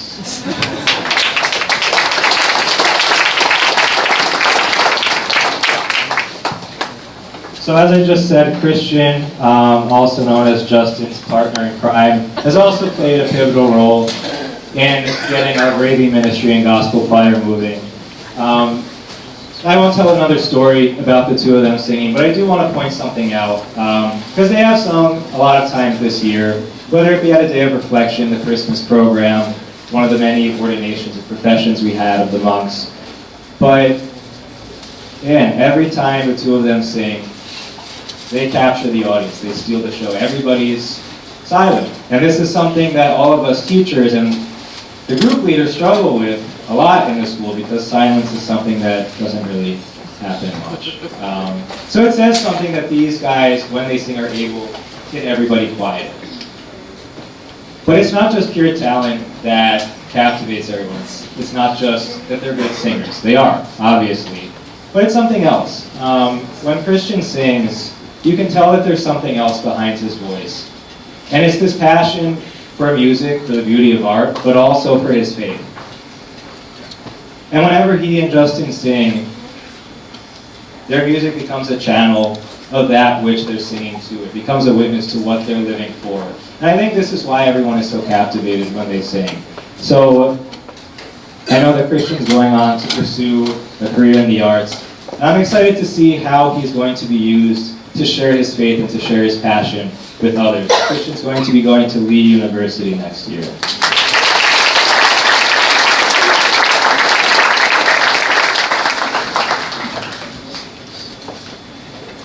The pleasure of introducing Nikes Ellis.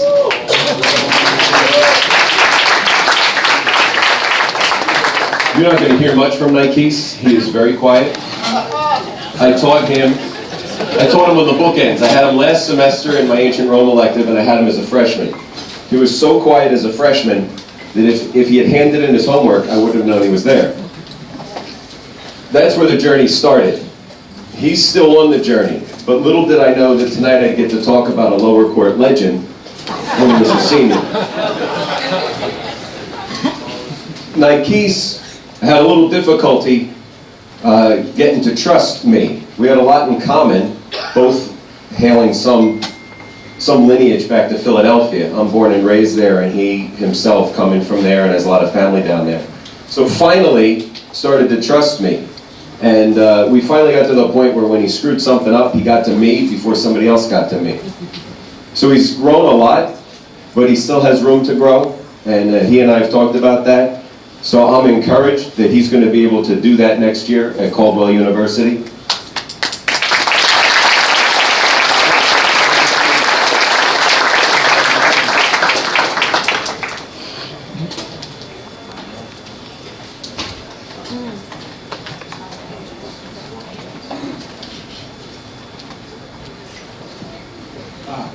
Okay, you guys are all set.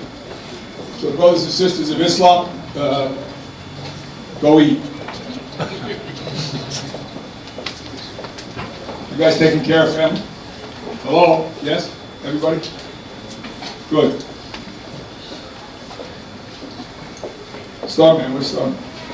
Star boy, Star man is over there. Jose's together.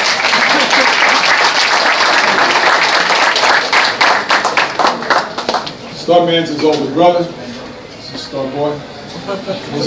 Jose had one of the most thankless jobs in the entire school, right? Because you know what, when you're dealing with teenagers, you're dealing with people that are mentally impaired because they only have partially developed brains. And so when you have a partially developed brain, like all these guys that are sitting in front of us tonight, and they're trying to deal with 7th and 8th graders who have a brain of about that much really functioning, it's a super hard job. Jose was responsible for our 7th and 8th graders all year, and our 7th and 8th graders were a nightmare all year. From day one until today, a nightmare. And he was the guy that had to try to create some order out of that. Only God could do that, to create order out of chaos. And he's the closest thing to God, believe me, because he had a brutal job all year and has done a terrific job at it. Patient as Job, and was with these guys every step of the way, encouraging no matter what the problems were, and there were myriad problems. And I'm really grateful to him. I'm proud of him. He continues the family tradition. His older brother graduated from here and then from Lehigh. Jose will graduate Sunday and then go to Boston College.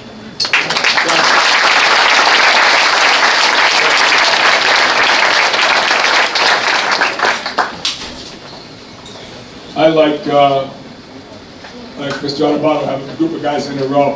Where's Jeremy? Jeremy Ferreira. For those,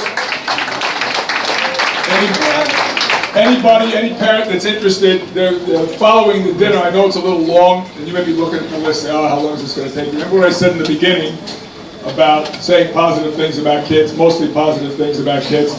We can take a night to do that, no matter how long it takes. But following the dinner tonight, no matter what time it is, Jeremy and Marquise will engage in a debate. It won't be long because they never say anything. It'll be the shortest debate on record.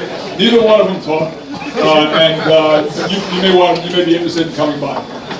Jeremy was a great fencer for on our fencing team. Knew nothing of it as far as I know when he came to school here. Had no clue what fencing was. And he's done a great job leading the team, his performance on the team, and led them to a state prep championship this year, which was no mean feat. The fencing team has been kind of returned to its former status here in school, and he's a great student. I'm grateful for all the things that he's done. He was a leader in his group, and is a silent man. And just his example every day, his steadiness every day is what makes him special in any group of guys.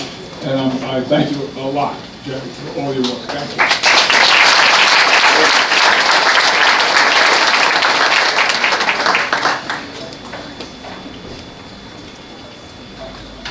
Jerry, by the way, is going to Drew University in the fall. Charles Finley, where's Charles?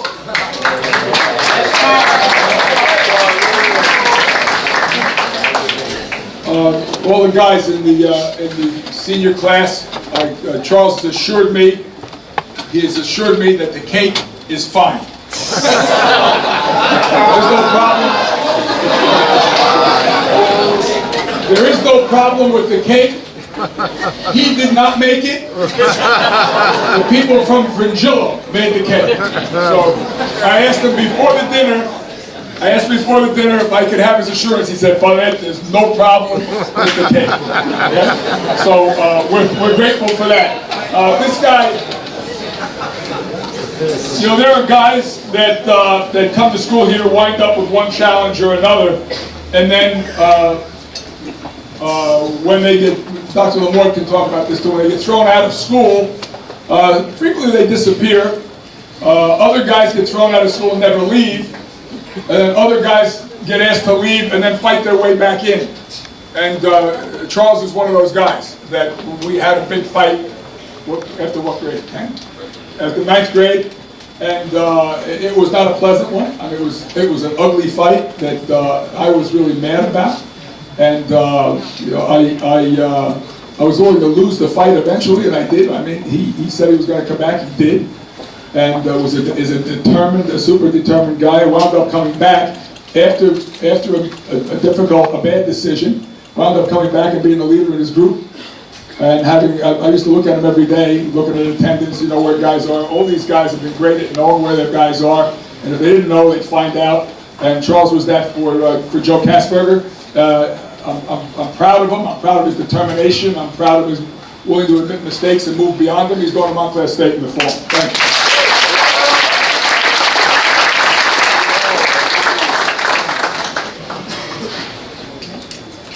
Mom, Fagabane.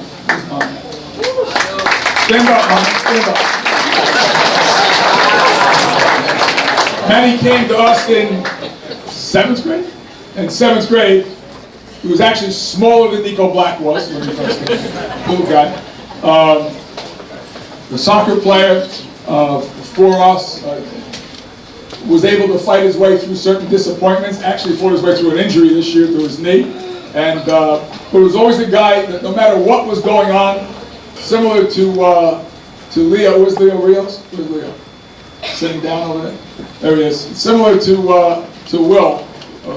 The poor guy, I called him Leo for 4 years because he looks exactly like the guy that graduated in 1986. Since he was a freshman, I've called him Leo. He answers every time. I don't think he knows his name as well. And Manny is like Will, that he's always smiling. He can make a bad day a good day if he can find him. Which is, there's a lot of bad days around here. So I was frequently looking, where's Mono? I gotta find Mono, make me feel better. And he can do that. He's going to be a pioneer. We haven't had anybody there in the last few years. But he and Matt Moreno, who you'll hear about a little bit, are going to the Jesuit College in Mobile, Alabama, Spring Hill, and going to blaze a trail so other guys can follow down there. Mono, thanks for your disposition, thanks for your athletic ability, your academic leadership, and make sure you do a good job so other guys can follow you down there. Thank you.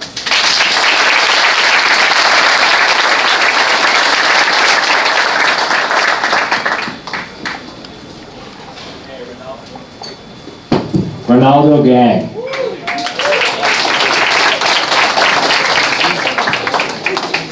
Okay, so Ronaldo's another one who I know through the Gravy ministry. He's also played a big role in helping us to get moving this year. What I want to talk about is my experience with Ronaldo in class.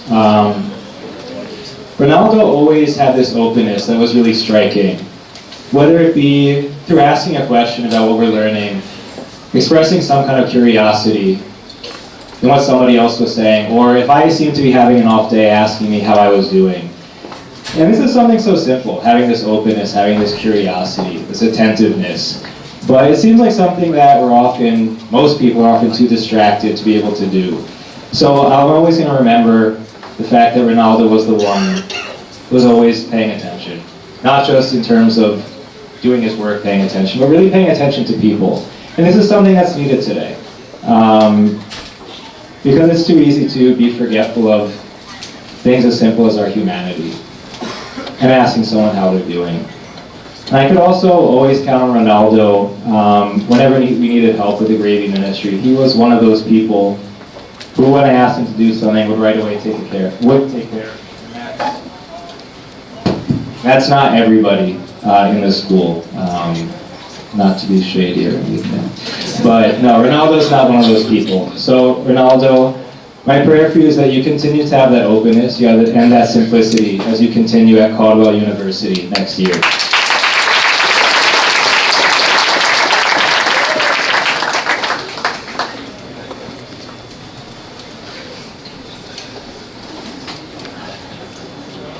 Alan Gavilanes.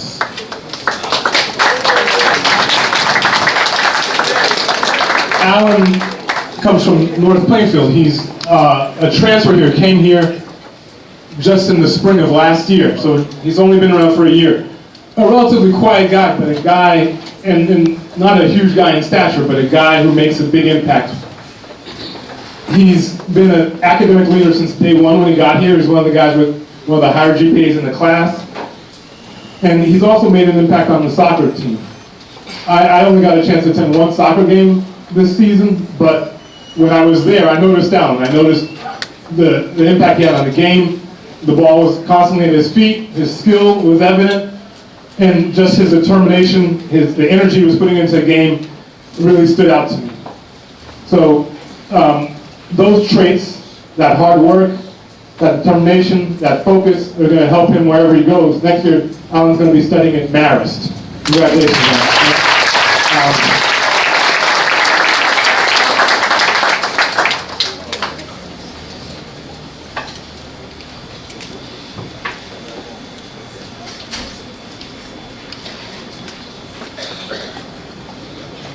Mickey George.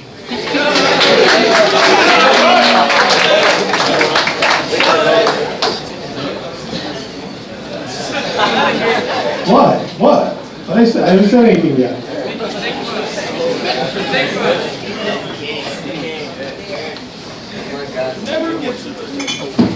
You never get to know someone until you walk the Appalachian Trail with them, right? So I get this phone call from Mr. Cassidy, and he goes, Lamore, we have a problem. We have some kids that they can't walk the trail, they're incorrigible. I go, Cass, what was it that happened? Anyone that knows Mickey knows that Mickey likes to send out comments, right? He likes to send them out. Except this particular kid that he sent out the comment with, whacked him in the head with a lantern. Oh! So I had the privilege of walking with Mickey for 5 days on the Appalachian Trail. Oh, God.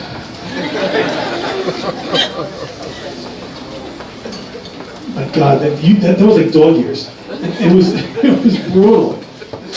Lucky for Mickey, he had a hard head. Now, there are lots of guys that complain wherever you are. Father Ed talks a lot about people that walk with you on a journey, and some people have to tell you every step of the way, I got blisters, I hate this is terrible. That wasn't Mickey. Every day, Mickey got up with a smile on his face, would have his backpack on, and would walk that trail with purpose and determination.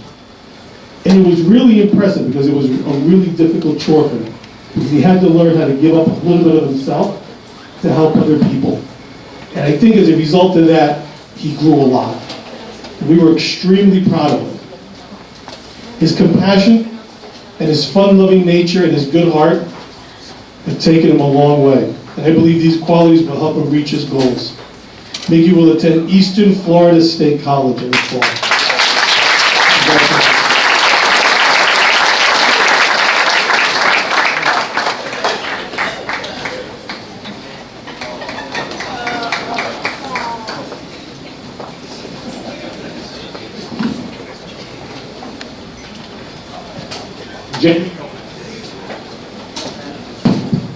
Jamie Gomez.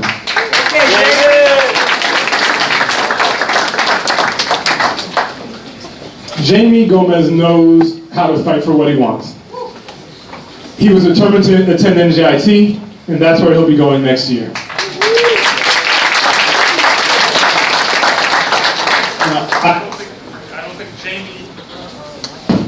My battery's dying.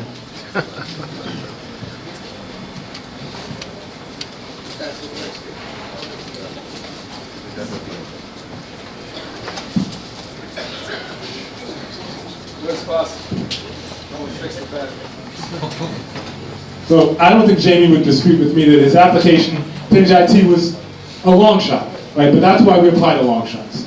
Because if we do everything in our power to make up that gap between where we are and what that school wants, we can get there. And that's what Jamie did.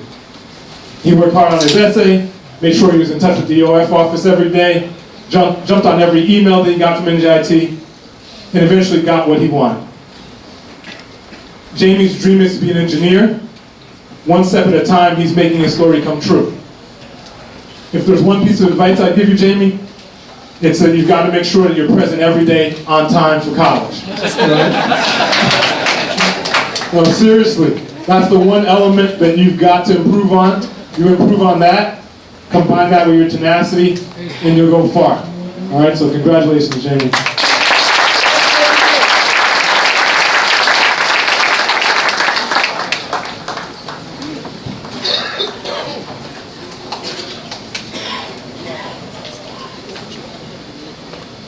Ladies and gentlemen, Tamari Gray.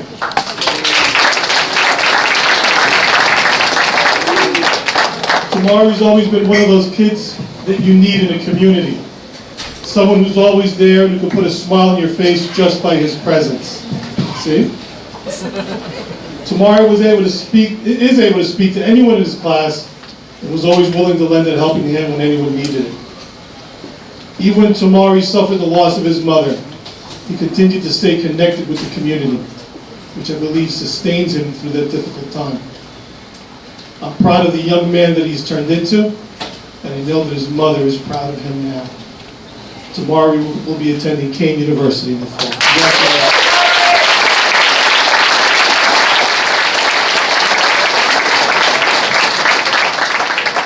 I have an honor to speak about Ejan Ingram, among others.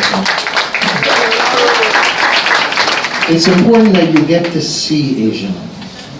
So there's a reason. I'll bring this over to you. Of all the lessons that perhaps Ejan has learned from the school, from me, for example, in chemistry class, where he did very well, very meticulous and accurate work, and the work that he's done for 520, when I think he did it as a UD1 and a UD2. He has learned the most from our beloved coach, John Valerio, who quickly recruited him when he was a freshman to become one of our varsity throwers. And I'm going to channel Mr. Molina and the physics class for you to understand. Ejan has a huge heart, and it matches his body. Momentum is mass times velocity, and Mr. Valerio knew that. He looked for massive guys, and what you're able to do is you can convert that mass into the velocity of that ball and throw it far. When the first time you grab a shot put, you can really appreciate how difficult that kind of thing is. You take your big heart and take your dreams, and you'll be able to take them really, really far. Thank you for sharing your life with us here. He'll be attending Monmouth University in the fall.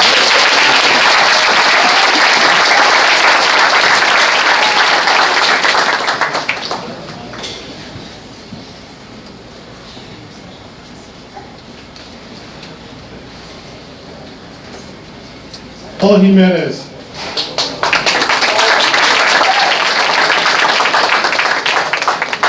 Paul has an interesting story, and I believe a very powerful one. And first I had the opportunity to meet Paul when he was walking in the hall, and Father Ed got him. You know those days when you're trying to avoid Father Ed? Those years when you're trying to avoid Father Ed?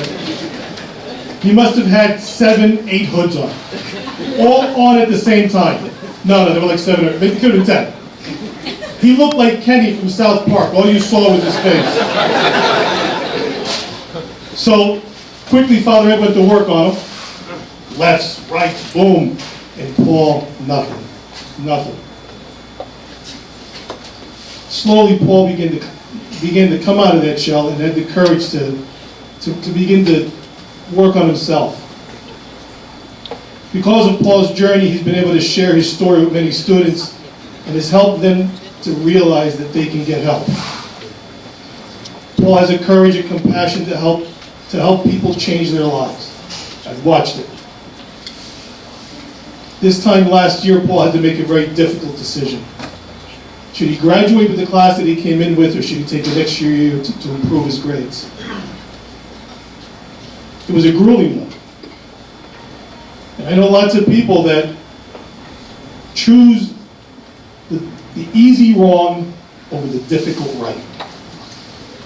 Paul chose the difficult right. He got his grades straight, he continued to grow, and he continued to help other kids grow around him. As a result of that decision and hard work, Paul's going to be attending St. Vincent College in the fall.